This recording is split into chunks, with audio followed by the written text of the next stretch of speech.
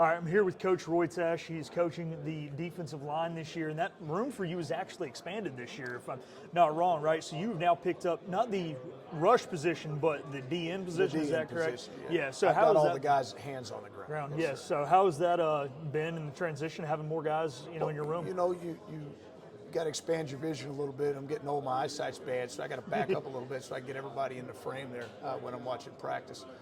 But there's a lot of similarities in what those guys do in our defense, and Coach Zach did a great job last year with those defensive ends. So absorbing them to within the room hasn't been a huge transition, and several of those guys started out with me anyway. So it's good having them back in there. Yeah, you definitely see a lot of faces, and now obviously you play a lot of guys. We've talked about that over time. And last year you had a lot of depth in that room. This year I'm sure you plan to have a lot of depth in that room. Do you have a number in your head? I know you can't always maybe get to exactly that number as to how deep you would like to run in a given game, especially with the up-tempo of college football? As deep as Coach Harrell will let me have on the airplane. Fair enough. No, every year it's a little bit different. Last year we had probably 5 guys that we rotated through consistently. In years previous it had been 6. And in some years it had been, hey, look, we're really leaning on these 4, and maybe these other 2 will jump in there after them, and that's just with the interiors, right? So adding that new position into the room, time will tell. They've all got to prepare. I was joking around earlier with the guys who were watching tape. Zay McIver, who's back with us now, his first snaps ever were on the goal line against UCF when they were ranked number 5 in the country. So whenever your number's called, you got to know who you are, be ready for your moment. And you've got to be ready to go. Learning curve's got to go up. No such thing as a young kid. Everybody's got to be able to operate.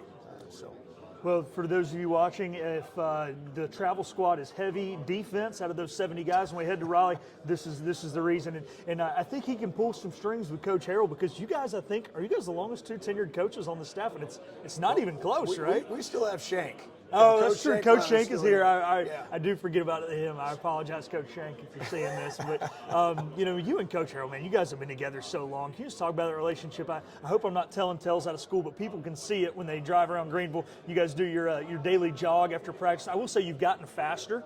I've noticed that. It was a couple days ago where you guys were already on the other side of town, like 5 mined after the press conference. That's Coach Harrell. Coach Harrell's running faster now, so I got to try to keep up. Somebody said we were walking the other day. I said yes, because I had to ask him to do it.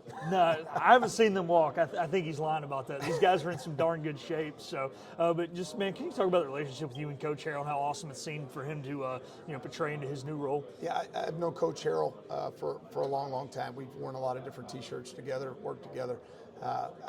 He's a great football coach. He's one of the brightest defensive coordinators I've ever worked with and for.